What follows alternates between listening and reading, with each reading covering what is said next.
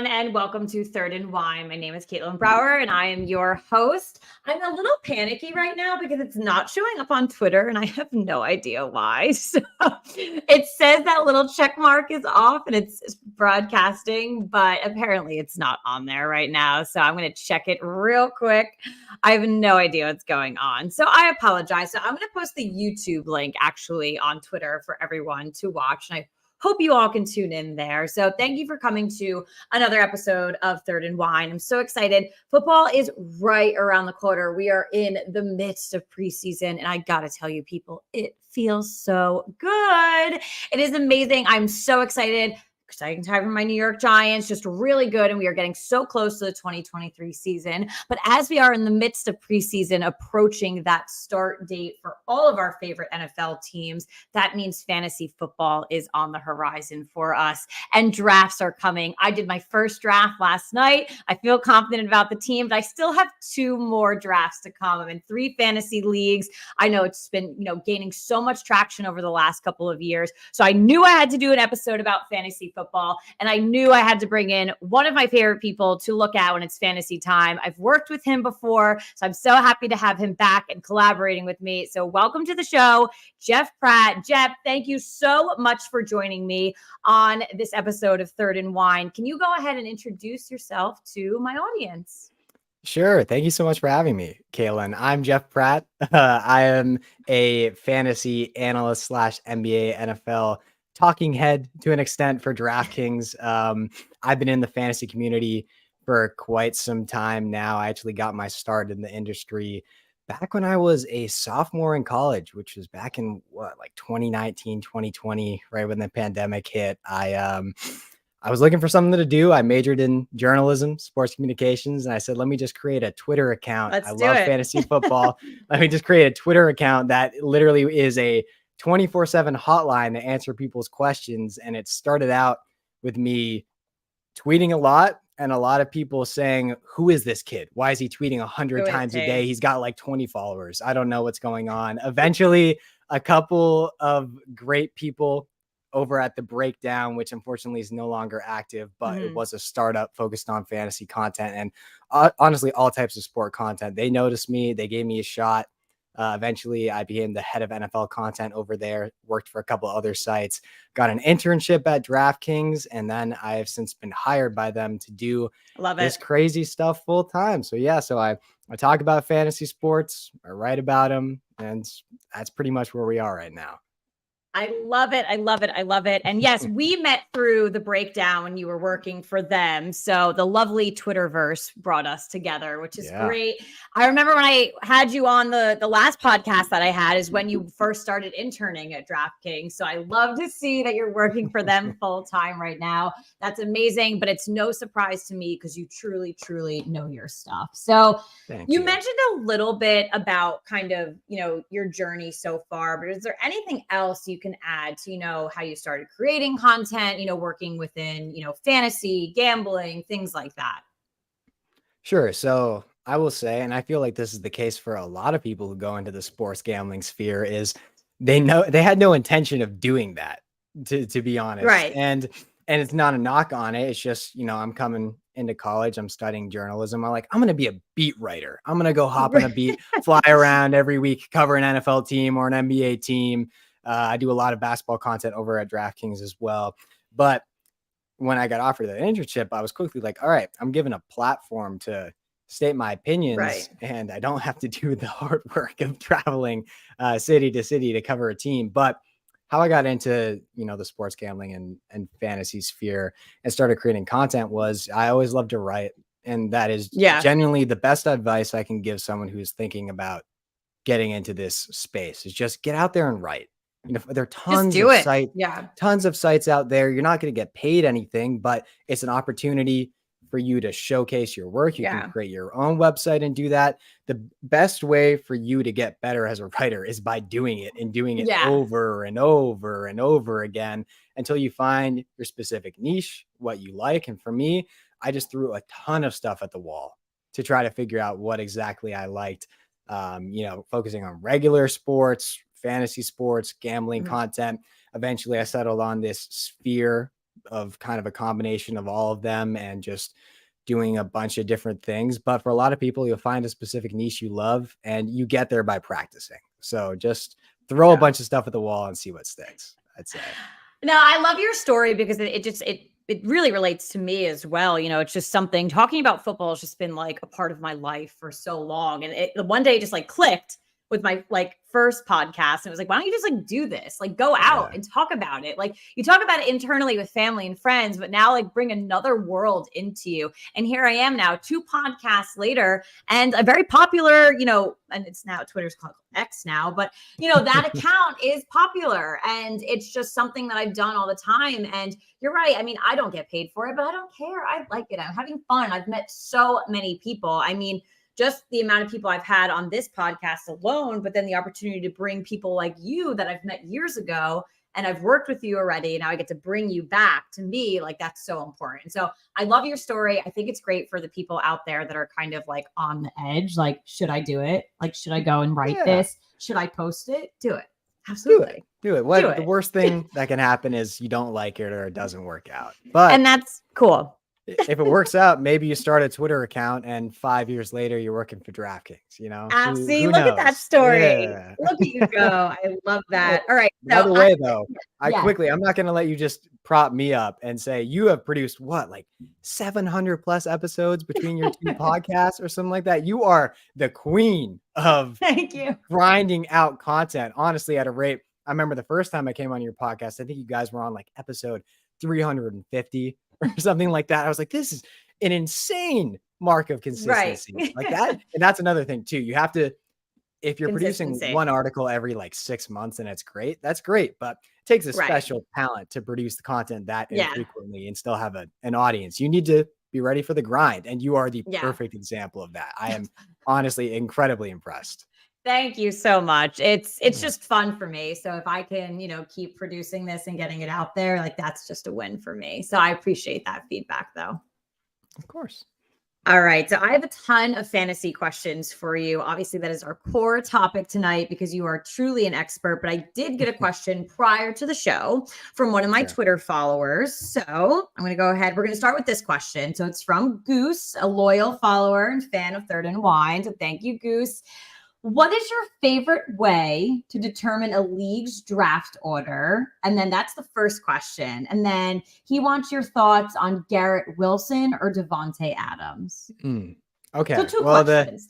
Sure. Two very different questions. I would say in terms of how serious it is. The first one, determining your draft order. We see so many different things nowadays. Now, you know, there are a ton of like modules online where you can just plug in all the names, and then you can simulate like a race, like a horse race or something like that. I think that's fun. My favorite type, it's not like a super specific type, but any type of competition, if you can get you and your league mates together and you can have a fun competition, whether it's, I don't know, like who can eat the most wings or whatever. I'm just throwing stuff out there, but whoever wins gets to pick where they're drafting. Whoever comes in second gets to pick. Just any type of competition where you're getting out and having fun with your league mates. It doesn't have to, it can be online, it can be trivia, whatever it is. And then whoever finishes first gets to determine their draft positioning. That's what my favorite would be, because I think you get a little bit of angling to see where their heads are at as well. Yeah.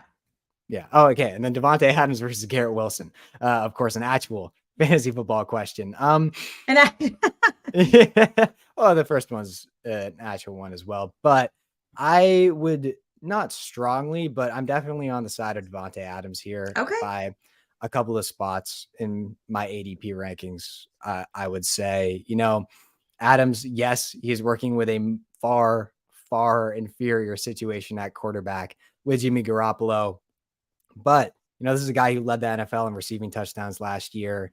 And while Garoppolo is not fantastic, it's not like we're looking at a significant drop off from Derek Carr to Jimmy Garoppolo, especially with how Carr played last season. It's not, some would argue it's an upgrade to an extent. Okay. I mean, it's fair. I wouldn't necessarily, but there is at least a conversation to be had there. There's not too much of a difference. I'll agree with you on that. There's not a significant difference. It's not like, it's apples and oranges to an extent of Right. the ceiling that quarterback gives their team Right. offensively. But Jimmy Garoppolo's greatest strength is his accuracy. And when you have a Mhm. receiver who's as talented as Devontae Adams, you just have to put the ball in a catchable range for them. Right. He's going to get it done. The Raiders are going to be really bad this year. So as long as Adams stays on the field, they're going to be Right. playing from behind a lot, and they're going to have to throw the ball quite a bit. Whereas, Aaron Rodgers and the Jets, I love Garrett Wilson. I'm not saying he's a bad pick whatsoever. I think he has a sneaky chance if he can stay healthy to, push for top 2, top 3 and leading the league in receiving yards. I won't say number 1 because Justin Jefferson is in his own stratosphere. Same with Cooper Kupp if he can stay on the field. But Garrett Wilson's going to be a guy who should have a huge year. I just think it's a bit safer in terms of volume and target share with Devontae. Okay. All right. I love the answer. Again, very detailed. You know what you're talking about. So that's it there, people. Garrett Wilson versus Devontae Adams. Heard it here first. So awesome. All right. So moving into the questions that I have for you in regards to fantasy. So I would listen, I know my audience loves football. Clearly, that's why they're tapping in every week, every episode on Twitter, things like that. But let's talk to the person that maybe is just starting fantasy. Because listen, I know avid football fans that don't partake in fantasy. Like literally my best friend, probably one of the biggest Giants and football fans I know, she didn't start until like a year or two ago. Like it's not like we think it's popular, but some of like the biggest football fans might not be partaking in it. So in your what is your best advice for someone who's just starting like this season? I'd say it's kind of similar to the advice I gave when talking about if you want to start as an analyst to an extent. Just throw a bunch of stuff at the wall and see what you like.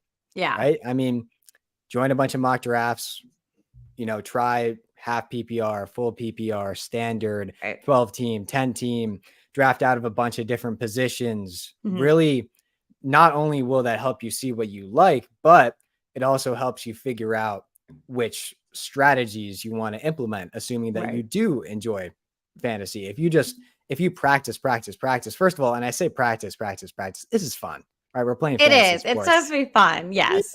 So I'm not saying go out there and, wake up at 7 a.m. and drill from 7 to 9 and do 20 mock drafts simultaneously from every different position. No, it should be fun.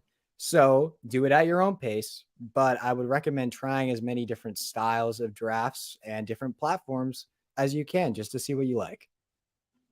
It's great advice for sure. And there's so much that you can do. Like you said, like there's so many different types, people you can play with, the amount of people, kind of how you draft, things like that. So, and I would say 2 of the ones I'm in are exactly the same. And then I'm in one that's a little bit different. I don't like that one, but it's mainly the draft style, to be honest. It's like a wagering one. I'm not really a fan of that, but sure. It's I don't know why I join it every year, but no, it's a good group of people. But I just you find what you like, kind of, and what you don't like. So, and for me, I started a while back, but now I'm in 3 different ones. So it's there you go. Again, finding what you like.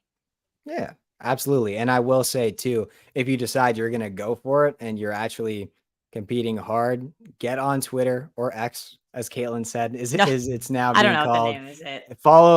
Follow the beat writers for your teams. Follow the big guys, Rappaport, Schefter, Diana Rossini, everyone in that sphere, because they will be tweeting out injury report updates. That's huge for the fantasy sphere. It sounds like a no-brainer for us who've been around football forever. But if you're starting out in fantasy, if you hadn't been playing, you find out who's injured.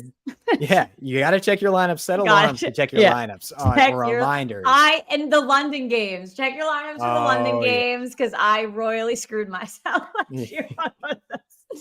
That's probably my biggest advice. Set your alarm for the London game. Yeah. There have been I don't remember if it was last year or 2 years ago, but for the London game, I think it was this last season, a prominent player was hurt. No, you know who it was? I think it was Alvin Kamara was ruled out before that game started. So many people that got screwed on that one. Yeah. So many people. And there was so much discourse on fantasy Twitter over what to do with that. I think the main conclusion people came away with is you can wake up, like set an alarm to wake up 15 minutes before the Do game it starts. and go to Check sleep. your phone and then see that he's playing, see he's not playing, put it back, put Yeah. it down, go back to bed. Just make sure you're checking Right. your lineups. Don't be the person Yes. that doesn't check their lineups and as a result gives their opponent an easy win. They're no We've all fun to been play there. with. So Yeah. just get that advice early. Just check your lineups. Yeah. All right. So there are people out there that have been doing it for a very long time, like me and you, many other people probably listening, watching right now.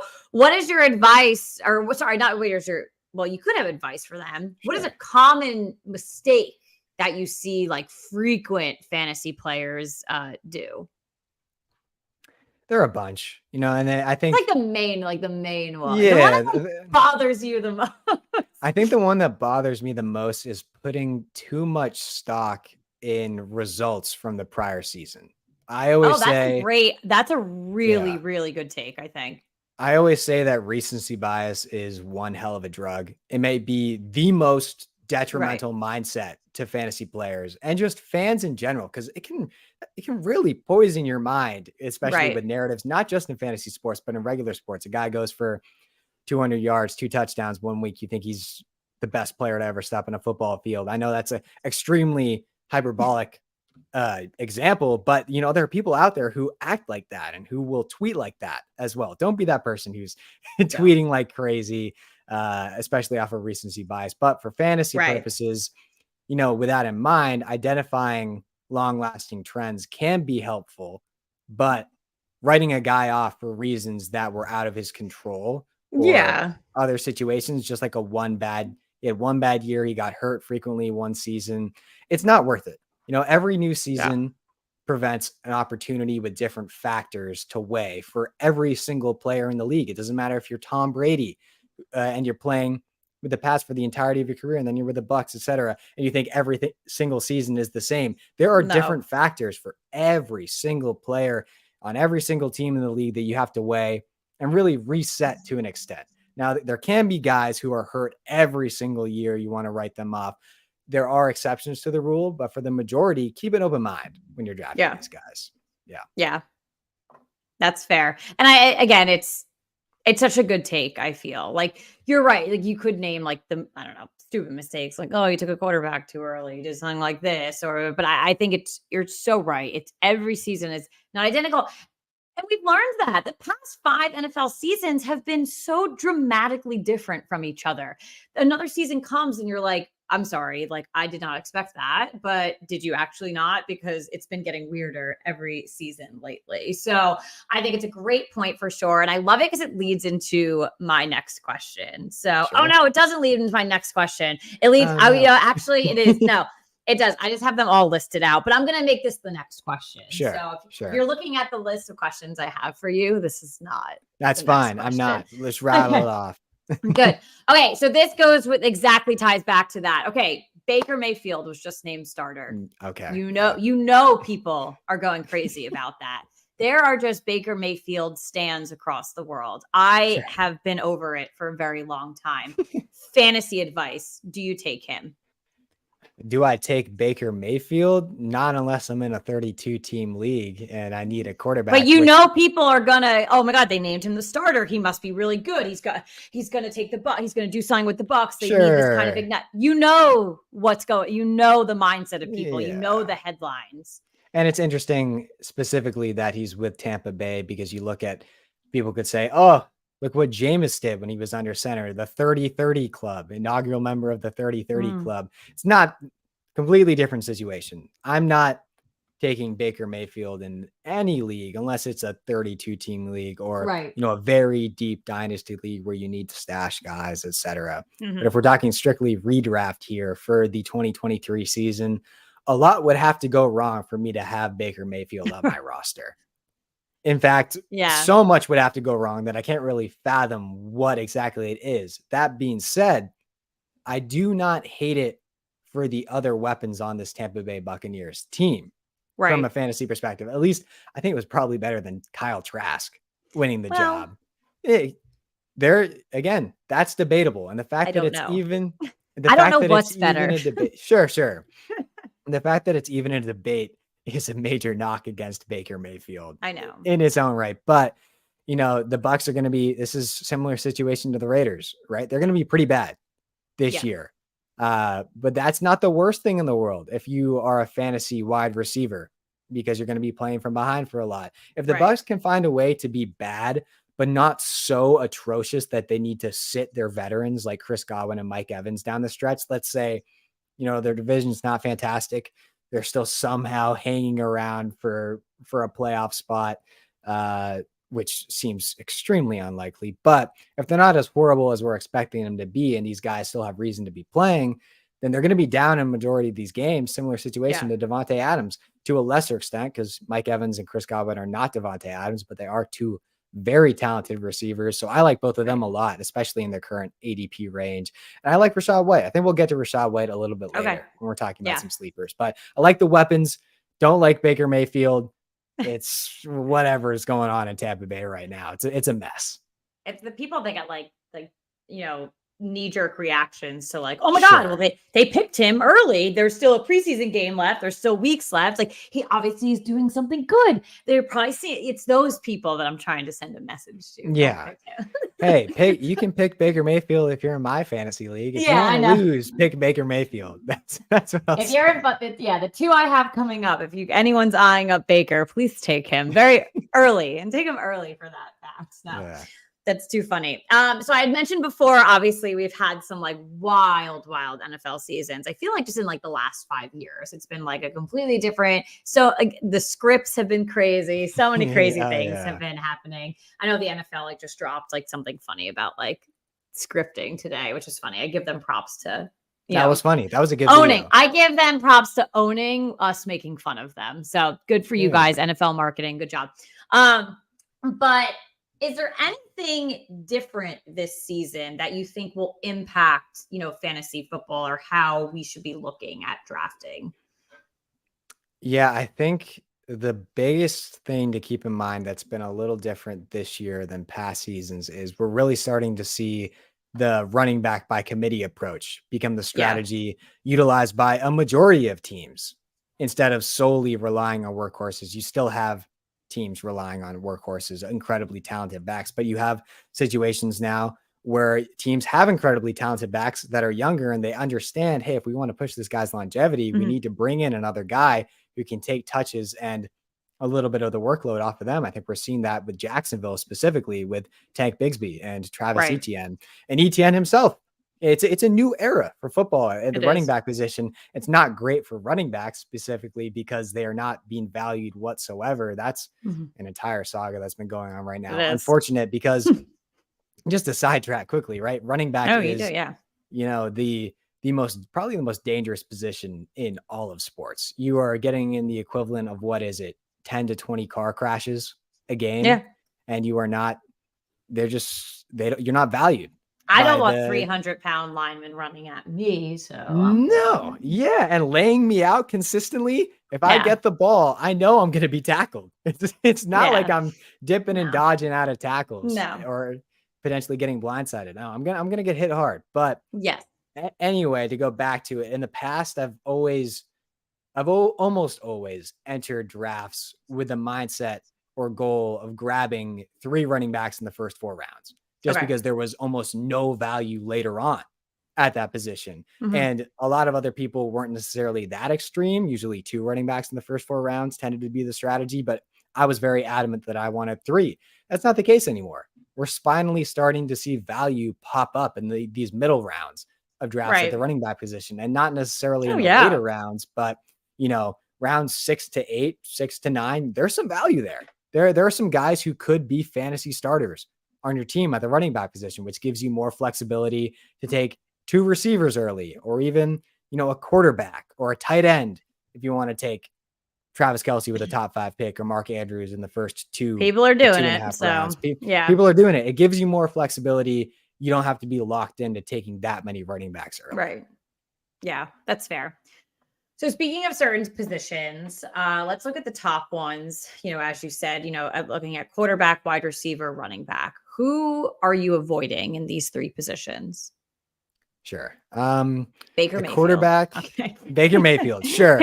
I'm certainly avoiding Baker Mayfield.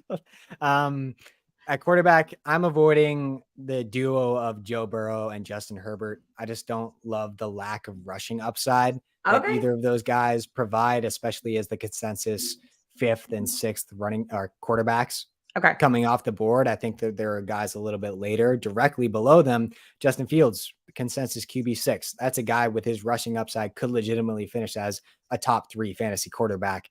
You know, you got guys like Deshaun Watson, you don't really want to root for specific reasons, but fantasy He will not wise, be picked in my yeah, fantasy league yeah. anywhere. I'm not advising to take No, Deshaun I Watson, know. but I'm just messing you with know, you. guys like him, Anthony Richardson later on, who Right. have rushing upside, those are the quarterbacks you really want to take. You don't want to be spending a Mm. third or fourth round pick on a guy who's not going to be running the ball a ton, unless they're in an Yeah. incredibly prolific offense. So Yeah. I get it. I think it makes sense. I definitely more so have been on the decline for Joe Burrow, mainly also because the injury ties into it too. I just yeah, get a little bit nervous. I do like Justin Herbert though. I must say I've had him I recently and love him think as a player. Love I him as a do. player. No, I have had him as my fantasy QB though, and I've been, reasonably happy with it. But I now like kind of listening to your detailed, like I definitely get it. There was probably some missed opportunities there with that, potential of the run. So Yeah, and I think Herbert's specifically is a guy that a lot of people are high on. So I'm not yeah, saying he's going to have a bad year per se. I'm just saying I would rather wait around and take Justin Fields, who I think has a higher ceiling sure, than Herbert, just from a fantasy perspective. I think Herbert's going to have hopefully this is the year for the right, Chargers. We're waiting yeah, for it at some point, and the door is open for him. The NFL is just begging one of these younger guys to come in and to win do MVPs, something. so Yeah, they just do don't have to something. keep giving it to Rodgers and Yeah, Mahomes. yeah, They're begging for someone, whether it's going to be, Trevor Lawrence is very popular. I like the Jaguars a lot for fantasy purposes. Justin Herbert, a lot of people think he's the second or third most talented quarterback in the league. So it's time for yeah, him to start showing it. So I understand if you're high on Herbert. yeah, I'm just not as intrigued by his ADP, I would yeah. say. That's fair. So what Yeah. about wide receivers and running backs? Sure. Wide receiver. I mean, there are a couple, but the one that really stands out to me is I don't love Cooper Kupp this year. Oh, but I do love Cooper Kupp. I know, but I've been Yeah. yes, I understand. I've been Mhm. a lover of him, and I was so mad. I think it was 2 seasons ago. I had him like in my queue, and like I knew, and I'm in a league, like full transparency, with not everyone that's like fully knowledgeable of everything. So like I come in, Sure. steal a lot of people, things like that. My sister is in the league with me, and she was right before me, and she had no idea what she was doing, and she just swooped him up, and She stole. and we were doing it remotely. So I texted her and I was like, "You bitch." I was like, "Do you even know? Like, tell me one thing about Cooper Kupp." He wasn't, and it's not even like she drafted him like best available. He was not best available at the time. Like, I knew what I was doing. And she was just like, "Oh, like I got like I swear she listened to the podcast, and she was like, "I got it from you. Like, I knew he was good." And I was like, "God damn it." Like, Well, pros no, and like I cons, was right? Because so mad. at least your sister's supporting you and listening to your No, that's podcast. fair. So That's fair. at least you So can be like, happy, but you're like, come on, really? That's the one you're gonna listen but to? I That's when I tried to talk about nab Cooper? him. Yeah, I tried to nab him last night. He was taken a little bit earlier than I expected. But I'm interested to hear your side of it. Sure. It's pretty straightforward logic between the injury history and the Yeah. probability that the Rams are also going to be pretty bad this year. I feel like we've strictly talked about teams that are going to be pretty bad this year. No, yeah. But I think there's a good chance he misses time early on in the season. He's already hurt in preseason, and there's a chance that he could be shut down by the time the Yeah. fantasy playoffs roll around if the Rams really are as bad as a lot of people expect them to be. So Cooper Kupp's a fantastic receiver. When he's on the field, he's a lock to see double-digit targets, which is something you cannot say for most players in the NFL, probably only him and Justin Jefferson. And then maybe Devontae Adams. We'll see what the rapport between them and Jimmy Garoppolo is. Not even Yeah. Jamar Chase is a lock to receive double-digit touches because, No, he's not. he's more of a deep play threat. So it's rare. And when he's on the field, he's great. But I'm concerned about how much he's going to be on the field this year, so much so that I'm not willing to spend a bottom half of the first round pick on him. Okay, that's fair. Yeah. And then to wrap it up with, who to avoid, running backs. Yeah, I'm avoiding two guys that stand out, Dameon Pierce and Breece Hall, for two different reasons. I'm actually quite high on both of them as players, but specifically Damian Pierce as a player, whatever it was, led the league in yards after contact last season. The guy runs really hard. Great player, but I've seen enough from Houston's offensive line to know that it is going to be a struggle. He's not going far, people. He's not going far. Even after they did just trade for Josh Jones earlier today. So that might help a little bit, but the rest of the line is such a disaster that I'm just staying away from him. I'm not sure it's worth it. Now, if he starts to slip a little bit, I would consider it. And then for Breece Hall, and for Breece Hall, I'm just expecting the Jets to be extremely cautious with him for almost the entire regular season. Especially I would be, honestly. You can't mess with that. No, Why would you risk it for a guy you just drafted when you have an established veteran in Dalvin Cook, who is near the end of his prime, already starting to decline, but good enough to be a workhorse, and they can just run him into the ground without any future repercussions because that. Whereas if you risk hurting Breece Hall again, this is a young player you just drafted, you are hurting your team. So I'm expecting Dalvin Cook, once he gets into it, as long as his shoulder stays healthy and the rest of his body stays healthy, I think he's going to see a large share of this workload, at least early on in the season. Yeah, the Jets are such an interesting team because, like, I feel like 50% is patchwork. They're just bringing people in, kind of filling in spots. But then the other half is like a bright future. So they do run the risk of, like, what you just said. Like, do they bring in the veterans? Like, do they push them to their extreme, or do they look at their future and what do they do with these guys? So they're such a 50. It's like one of those creepy dolls that's like patched together. Like half of it looks normal. It's like a brand new doll. And the other half's like a weird looking kind of thing. So the other half is like the NFC North from the past. It's just like all 5 years together. Yeah. That's like, oh, I know these players. They were really good. That's but now they're on the New York Jets. Like 6 years ago. Like, now they're in the Jets playing in arguably the toughest division in football. And they got a tough schedule. They got a quarterback who is in a new system after being in the same system for the entirety of his career. Like the Jets could be really good and they could be great by the time the postseason rolls around, but there are going to be some growing pains in that offense for sure. Yeah. I think we're seeing that in preseason. Yeah. They need to hold on to their seats and really embrace that kind of mentality. So, but I don't think they will, but that's okay.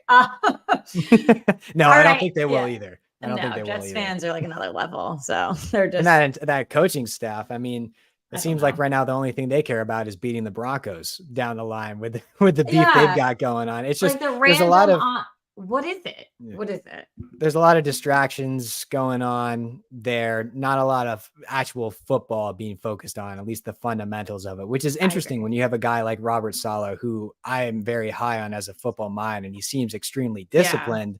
And you're like, what is the ship you're running over there? What is it? Rob? Like what's going on? It's like half sinking, half on fire. Some of it's kind of okay in the corner over here, but like, although and then the moment you bring Aaron Rodgers onto that ship, you lose credibility to an extent. So, what are you going to do? Because, he's going to start his own mini cult within the ship you've got going on. It all looks a little culty. So far, what I've seen. Yeah. So, but who knows?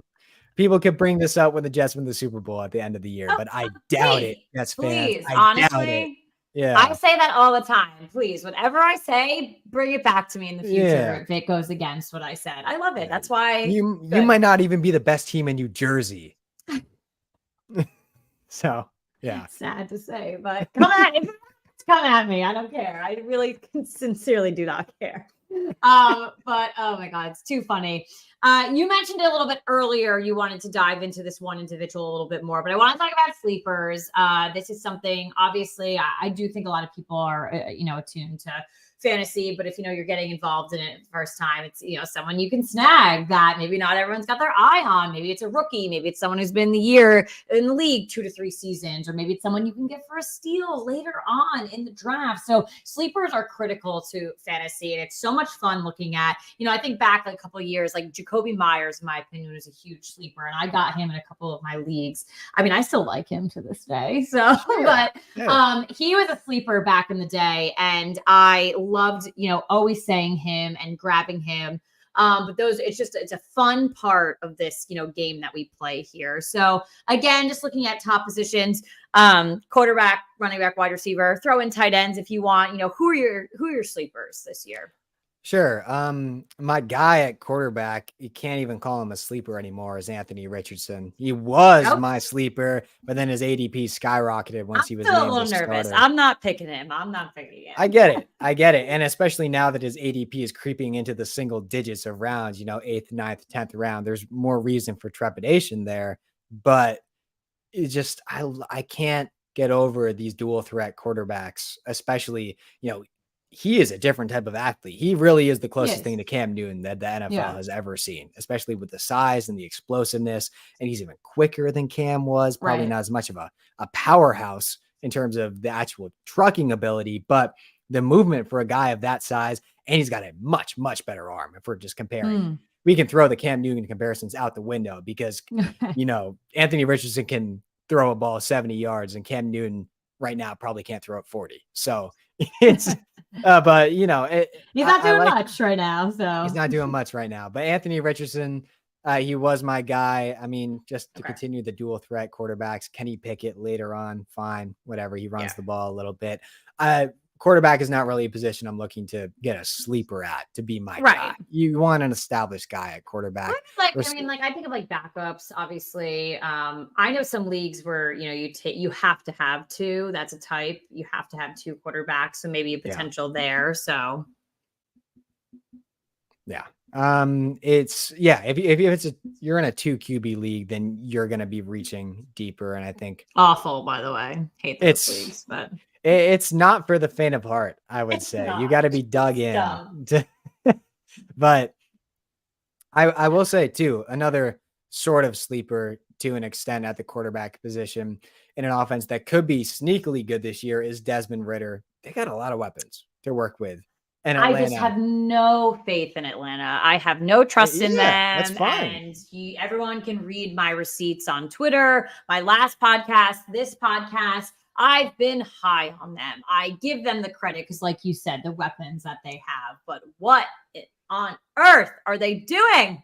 That's a good question. Doing anything good. So I'm done with them. It's a fair question. And again, Ritter's not a guy you're targeting as your QB1, no. but if you're in deeper leagues where you need a second quarterback, don't hate him just because he is working with a ton of really, really good weapons. Wide receiver, I was ready to talk about this guy now, even more so after his running mate in the receiving course just went down. Jerry Jeudy is hurt. We don't know how bad. He was carted off the field earlier. I don't believe we got an update. Caitlin, have you seen anything? I have not seen anything further from just I don't think we practice today, which is not fantastic. No, it's not. You want to hear that immediate, it's like I think back to when Joe Burrow got hurt earlier in preseason. We knew within the hour what was going on, everything like that. So I mean, I just loaded up Twitter. I'm not seeing anything as of right now. Yeah. So with Jerry Jeudy set to miss sometime, whatever it is, hopefully we're hoping for a speedy recovery. Even if he gets out on the field, I'm a fan of Cortland Sutton. You can get him in the 9th to 11th round.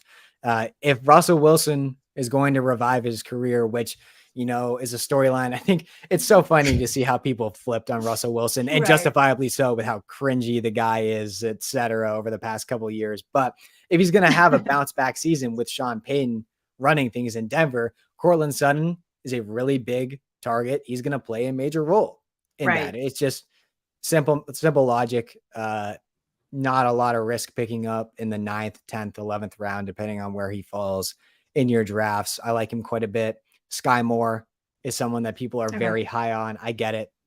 He's young, explosive. These Chiefs receivers, everyone's always looking for the next Chiefs receiver. And I'm not saying that. Yeah.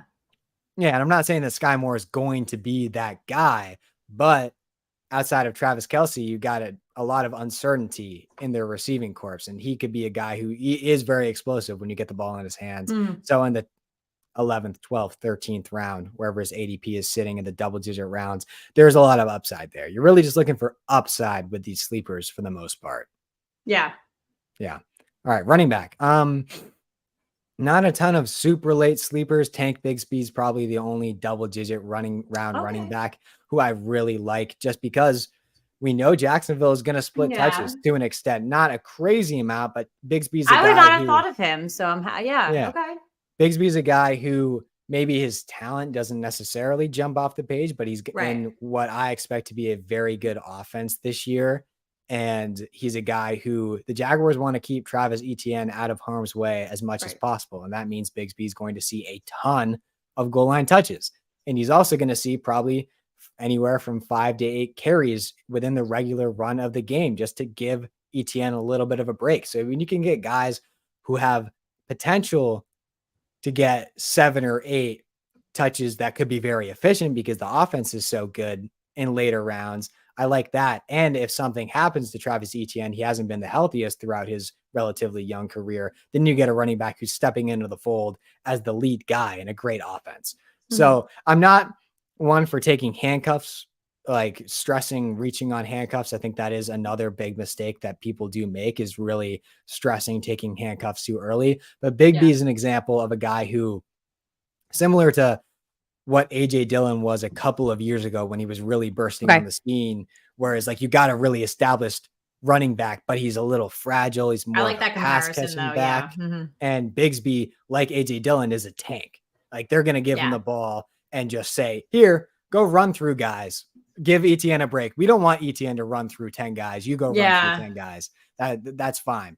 And then he'll probably pick up some value. But, you know, mid to later round running backs, I like Rachaad White is the guy. You know, his ADP is creeping up into the end of the 5th round right now, which I don't love. But when you could get him in the 6th or the 7th, that's where the value really starts to shine, because while the Bucs offense is going to be horrible, White is a guy who his coaches have expressed confidence that he can be a legitimate 3-down back for this team. And volume is king in fantasy football, especially when you're outside the 3rd or 4th round for running backs. You get guys who could see consistent 200 to 250 touches per game in the 5th round or later. You got to jump on that. So that's another example why I like Rachaad White. I don't necessarily believe in his talent as much as some other people do, but sometimes it doesn't matter if you're that talented if you're getting the ball 225 times on the ground. Yeah. All right. I love it. We heard it, people. Sleepers. I hope everyone has their notepads taking notes right now. Now, I love it. All right. So moving into more just kind of like overarching fantasy questions. So what is your favorite type of fantasy league to play in? We mentioned that there's like 1,000,001. The one I did last night, you draft a head coach. Like, don't even get me started. Like it's stupid. Like I don't get it. Like I don't get it. Like that's how crazy it gets, people. 2 quarterbacks, a head coach. Like it's dumb. Like stupid stuff. There are a lot of ways to mix things up for sure. So I don't understand why that's a thing. I don't even remember who I took, to be honest. But what is your favorite type to play in? And if you can explain it, just in case there's someone's listening. Sure. So there are 3 main types of fantasy football leagues you can be in, which is redraft, which is just focusing on that upcoming season, dynasty, which is year to year, you carry over your rosters, and then my personal favorite, which is a mix of the both, which is keeper. And you don't find a lot of people who their favorite type of league is keeper. I think I'm not. I'm in one of those as well. I understand that I'm somewhat in the minority there, and people are really strictly either huge dynasty fans or big redraft fans because they don't love, roster carrying over. Right. But you sit somewhere in the middle, you get the best of both worlds with keeper leagues. You get a very competitive, deep draft every offseason. Which is not the case in dynasty leagues. And some people in dynasty leagues like that. They really like it's only 3 rounds. You focus on the rookies, etc. That's the more important thing. But with keeper, you're keeping anywhere from 2 to 4 or 5 guys on your roster. The rest of those players get put back into the pool. You get rewarded for drafting well later on, because usually how it works is you get to keep a guy based on when their prior draft position was. So let's say I took Mike Williams in the 11th round last year, I would get to use my 10th round pick this season to keep him, and I get rewarded for drafting well. Right. So not only is that the case, but it makes everyone in the league more engaged.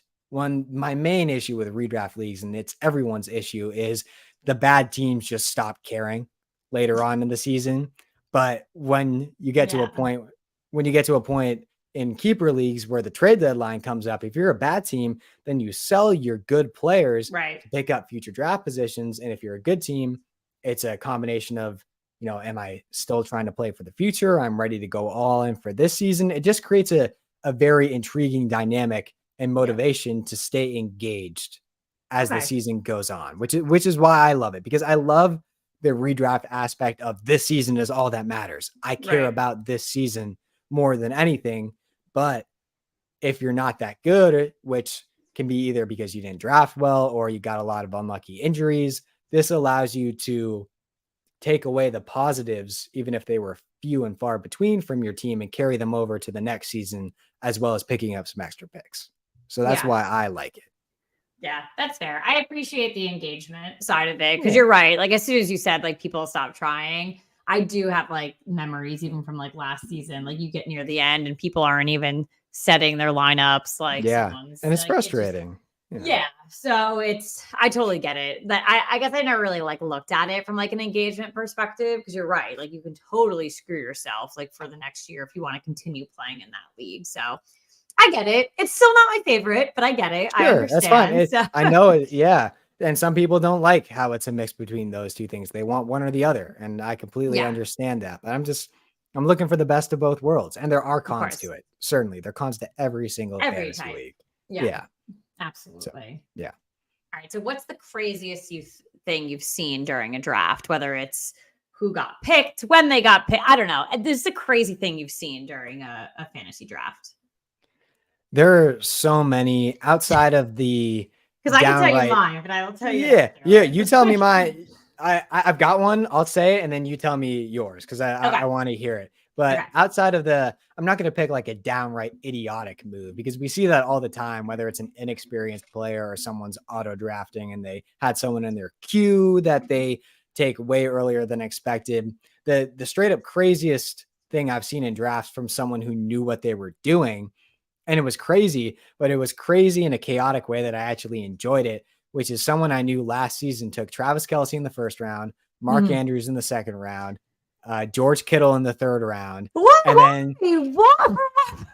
and then TJ Hawkinson in the fifth or sixth round. He took like a 1 or 2 round break, and his mindset was he just wanted to monopolize all of the good tight ends. And then he said, I'm going to trade them to you guys for massive hauls. Everyone's going to be dealing with horrible tight ends. You're going to have to come begging to me. And then no one gave him anywhere near what he was expecting for the tight ends. He was asking for, this was a keeper league. So this guy's asking for, future first round picks for George Kittle. Like, what are you doing? Why will we give you that? But his head was in a very interesting place because I've seen people try to monopolize positions before. It never works out, but it is always extremely entertaining. And this was the first time it happened to me in a league that I really cared about. And it was fascinating to see it play out because this guy ended up shipping off Hawkinson at one point, and that was the one tight end he shouldn't have shipped off because he was so incredible down the stretch. Kicked this kid's ass so hard. What the hell? Yeah. Oh, it was a lot of people were annoyed, but I was That's loving so it. annoying. It is objectively annoying, but it is also really entertaining to see it play out in real time because week to week, the guys, he's locking in Travis Kelce, but then he's got to figure out, am I going to flex Mark Andrews or George Kittle? And he made the wrong decision with those starts and sits consistently. So it just completely blew up in his face, but it was crazy in a chaotic, but very entertaining way. Oh my God. Yeah. So what was yours? Mine's more along the lines of the stupidness. So it was last season. It was going into the 2022 season. Chris Carson had just retired like a couple weeks before the NFL, like before the season. He was right before the season. And that was like news, like national news. So like, I'm sorry, like even if you don't know what's going on, like, like if you're doing your research, like, sorry, I don't really do it. I just go and draft. I'll take the notes from this episode and go and draft. But like, someone took him like early. And like, it wasn't first of all, the fact that he was in the system is bullshit. I need to call like shit out on like NFL fantasy, like ESPN fantasy. Yahoo, it's crazy though. You scroll down, there are players who've been retired for like 5 or 6 years. So like, still that just like needs to stop. But the fact that, and this person, I will admit, is old, but this individual knows a thing or two about football, knows tired. Like it was a thing. Yeah. It was early. They drafted him early. I want to say like the third round. And I just saw it come on the screen and I was like, no. Like, and I was like, do I like, And no one like was like, we had like the chat going on, nothing was going on. And I'm sitting there like, should I like post in the chat? But then I was like, That's do I what, want to call that person out and like ruin their life? Because like it's embarrassing. yeah. Like Oh, that is it's very embarrassing. that is probably the worst thing I've ever seen. Like worse overtaking like someone super early or like things that I was just like, and that's like again, it's not like a no-name person. Like Chris Carson is like it was news. Like my jaw just dropped. I was Yeah. like, no, and you just wasted a pick. So now the draft is over. You probably realized it maybe a round later, like right after you did it. And then now you have to scramble for a better running. I don't know. I just like I couldn't. That was the worst one I've ever been through. It's tough. And you Bad. feel for the person. I Really, just to like an my extent. heart like sank. And I wanted to like, should I like privately message the individual and tell them like, do they already know that they fucked up? Like I just like I don't And know. yeah, and I will say I've been in situations where it hasn't been that bad to an extent, but I've been in like slow drafts with people over the Yeah. off season where they will take a player who maybe, tore their ACL the day Right. before and they weren't able Yeah. to.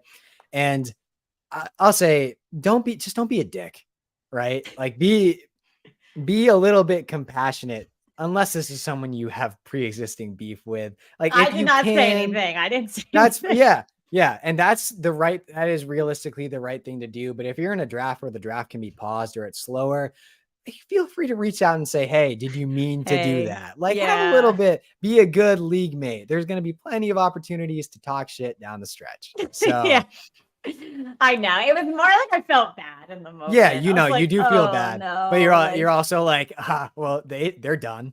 yeah. Oh yeah. And I'm pretty Yeah. sure they were, to be honest. Yeah, the moment you take a guy who retired in the 3rd round, your draft is cooked to an extent. Yeah. So, Yeah. But you then know, I've also seen people take like when Des Bryant was like, I'm coming back. People took him. I was like, why are you? He's not coming back. Why are you he's doing not, that? Like, yeah, don't like just because he tweeted that doesn't mean he's coming back. Why are you taking him? Like, don't do that. Stop. that's just stupid. If Yeah. people want to be stupid, that's Right. fine.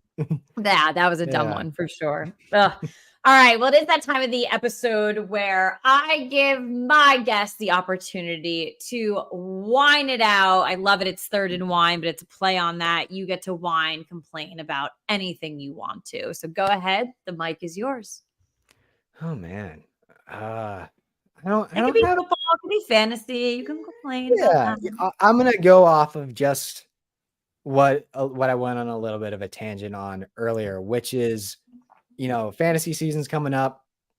If you're watching this, there's a good chance you are in the fantasy football Twitter community.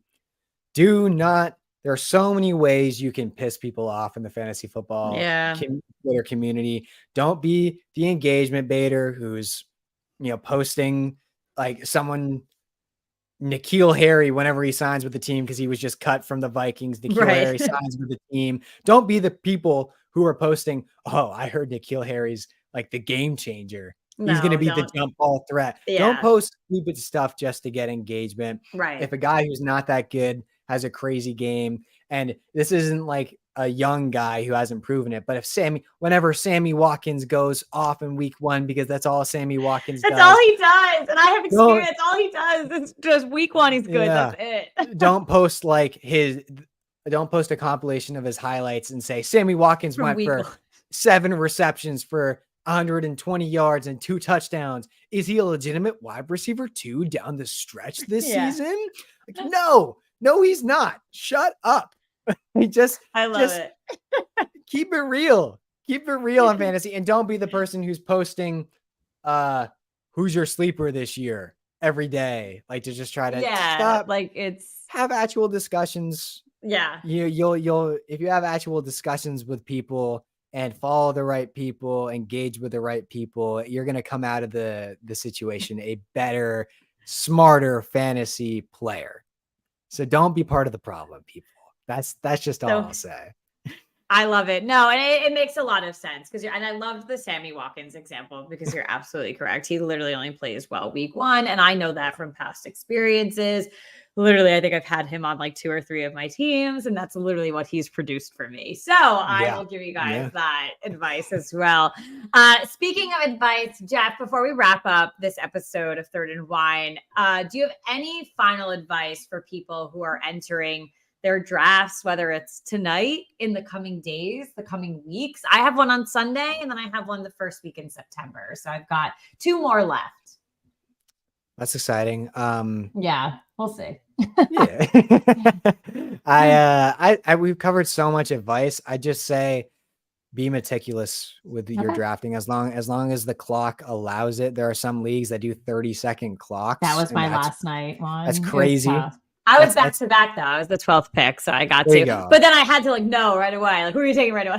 Yeah, but if the clock allows you to be a little bit more meticulous, like a minute and a half, 2 minutes, if you're going to draft a guy, just click on their profile, check the recent news, make sure they are not hurt or they're in a situation that doesn't work. Make sure you understand everything that's going on with the player before you take them. That's especially if you're not staying up to date with news as it breaks in the NFL. You have to be aware because injuries happen every day. So that's just make sure you're aware, I would say. Yeah. And you like I think utilize the queue button. Like put people on your queue. Like I feel like it's an underrated like feature. Like it's not gonna auto draft for you unless you make it auto draft. And don't leave the draft. Then you'll auto draft. Don't leave the draft. Queue people up so you can then look back. Okay, I liked this person. It's almost like flagging an important email. That's what queuing someone up is. You're flagging something to take a look at later. So when your guys are going off the board, flag this guy, look at him when you come. And like Jeff said, if you have like a minute and a half, all right, I just queued up these 4 people. 2 of them are left. Let me take a look real quick. I'm on the clock now. Let me take a moment. So use that feature. Like, I feel like people don't use it. Like use it. No, absolutely. Feature. And also, if you are in a draft that actually matters, don't only, and you know about it, you have prior warning of the draft. It's not just when you're hopping in randomly, which is, I don't know why you'd be doing that anyway. That's but weird, you have prior notice of the draft.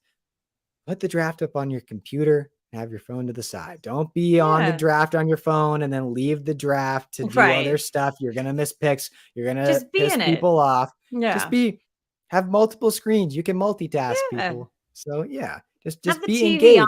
Have it there. Yeah. If you're engaged for every aspect of fantasy football, it's going to work out for you. It's going to be more enjoyable. So yeah.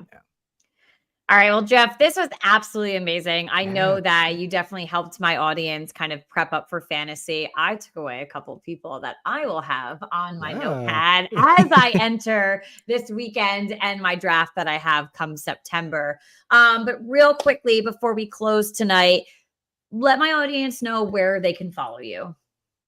Yeah, you can find me on Twitter @by Jeff Pratt. And I think my audio actually cut out here on my ear. So I don't know if I sound weird to you. No, you sound fine.